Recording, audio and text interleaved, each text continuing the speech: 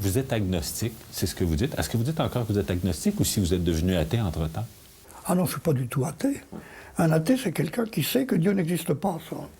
Et qui l'affirme? Je ne le sais pas, et qui l'affirme. Non, moi je me dis que c'est un mot que je prononce difficilement. Et quand j'ai écrit un livre Dieu, j'ai mis un point d'interrogation. Mais de quoi est-ce que je parle à ce moment-là? Et je ne regrette pas d'avoir écrit ce livre, qui m'a valu un courrier énorme, parce que j'ai rencontré en particulier des théologiens.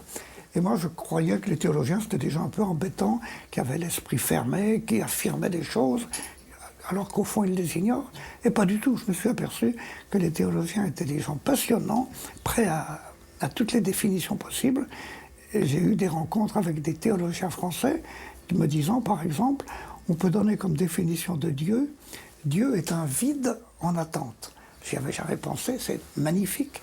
Dieu, bien sûr, ne peut être que vide, car il ne peut pas être plein. Bon, il n'y a pas des choses dans le mot Dieu. Donc, il n'y a que du vide. Mais ce vide est en attente. En attente de quoi? Ben, forcément de moi, de toi, des autres. Par conséquent, il ne peut être défini que par la partie de l'univers qui pense à l'avenir, qui peut attendre. Il faut bien voir, et ça c'est la vision scientifique, que le cosmos dans lequel on est un cosmos où l'avenir n'existe pas. Quand des choses se passent, quand des étoiles s'attirent, etc., quand des courants électriques font leur métier de courant électrique, au fond tout ça s'explique par des parce que. Mais pas pour des pour que. Si je lâche ma montre et qu'elle tombe et qu'elle se casse, c'est parce qu'il y a de la gravitation, mais c'est pas pour qu'elle se casse. La nature n'a pas de désir, la nature n'a pas de volonté, elle ne sait pas que demain existera. Mais moi, j'ai inventé que demain existera. Et c'est peut-être la meilleure définition de la singularité humaine.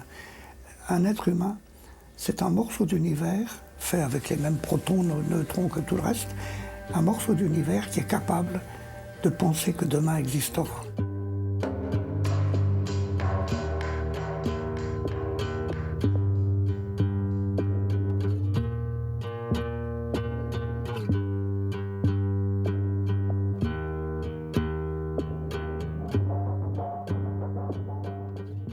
La question que beaucoup de gens se posent quand ils cherchent Dieu, c'est qu'ils disent, d'accord, le Big Bang, c'est le début. Mais avant le Big Bang, il devait y avoir, l'abbé Pierre disait, il devait y avoir un Big Banger, quelqu'un qui crée le Big Bang. Et là, on arrive à Dieu. Moi, je n'ai pas besoin d'un Big Banger. Non, parce qu'il faut penser à qu'est-ce que c'est que ce temps que l'on évoque. Quand on parle de l'avant, de l'après, c'est le temps que l'on évoque. Ouais. Or, le temps, comment peut-il exister? Est-ce que le temps existe en soi? Et je crois que le fond de l'affaire, c'est ça. C'est une définition du temps. On croit toujours que le temps, c'est ce qui passe quand rien ne se passe.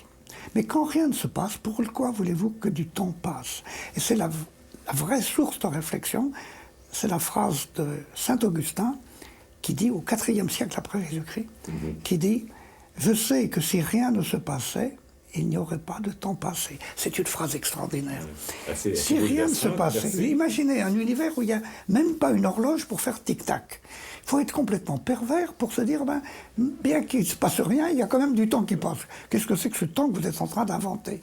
Non, quand rien ne se passe, il n'y a pas de temps. Et par conséquent, quand on me pose la question, mais qu'est-ce qu'il y avait avant le Big Bang? Je dis pas, il n'y avait rien. Je dis, il n'y avait pas d'avait. Il n'y avait pas d'Yahvé. Parce que, avec une astuce possible sur Yahvé, mais imaginez, le Big Bang fait que des choses existent. Alors ces choses créent des événements, et la succession des événements crée le temps. Mais tant qu'il n'y a rien, il n'y a pas de temps. Donc il n'y a pas d'avant. Mais vous arrivez à l'origine? Non? Est-ce qu'on n'arrive pas à l'origine? Mais l'origine, non, elle est inaccessible. Aucune origine n'a de sens, puisqu'une origine se prétend être le premier instant, mais pour qu'il soit premier, il faut qu'il y en ait eu un avant, et donc il n'est pas premier. La notion d'origine est absurde.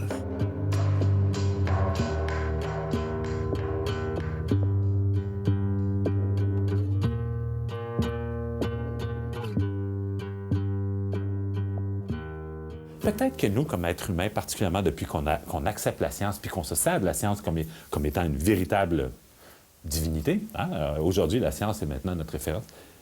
On essaie d'appréhender, on essaie de comprendre l'univers dans lequel nous sommes. Et parfois, il y a des erreurs de logique, parfois, il y a des erreurs parce qu'il y a des choses qui sont peut-être trop grandes pour nous à ce moment-ci. Est-ce que nécessairement parce qu'on n'a pas nommé comme il faut, est-ce que ça tue le concept de créateur?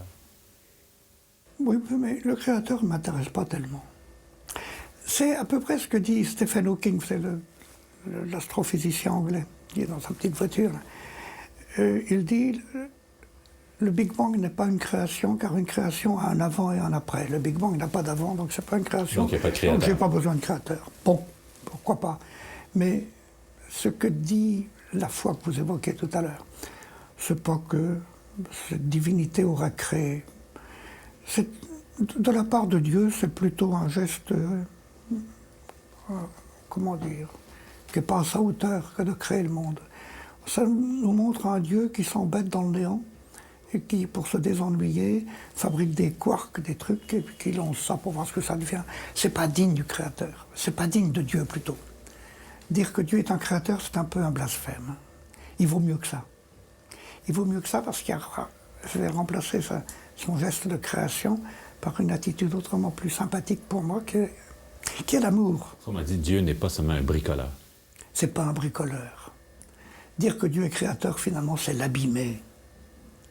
Et s'il n'est pas bricoleur, s'il n'est pas créateur, il n'est pas tout-puissant, c'est beaucoup mieux. Je peux vous poser une question personnelle en terminant, M. Jacquard? On connaît votre âge. À l'âge que vous avez, avec les connaissances que vous avez, votre façon de comprendre le monde, est-ce que vous êtes satisfait de ce que vous comprenez de la vie? Oh, sûrement pas, je ne serai jamais satisfait. Non, c'est très insuffisant. Je me dis que dans quelques siècles, ils en sauront plus, ce sera encore plus beau. Mais j'ai le sentiment d'être, parce que je suis un être humain, la figure de proue de la conscience, de l'intelligence, de la compréhension. Au fond, c'est un univers que je n'arrive pas à définir. Cet univers, je constate avec la vision scientifique actuelle, qu'il s'enrichit en permanence, qu'il s'auto-crée. Depuis le Big Bang, ça s'est pas mal arrangé quand même. C'était de la purée sans grumeaux, comme dit Hubert Reeves, et maintenant il y a des grumeaux dans la purée. Vous en êtes un, j'en suis un, etc. Et des grumeaux capables de faire de belles choses. Par conséquent, je suis dans un univers qui est créateur, j'en suis la fine pointe localement, et je participe à cette création. Il y a de quoi être satisfait, j'y participe parce que je suis un être humain. Mais où je ne suis pas satisfait du tout, c'est quand je vois les crétineries que l'on fait et les erreurs monstrueuses que l'on fait en empêchant cette autocréation de se produire. Et comment elle se produit? Quand on se rencontre. Par conséquent, j'en veux une société qui nous apprend à ne pas nous aimer.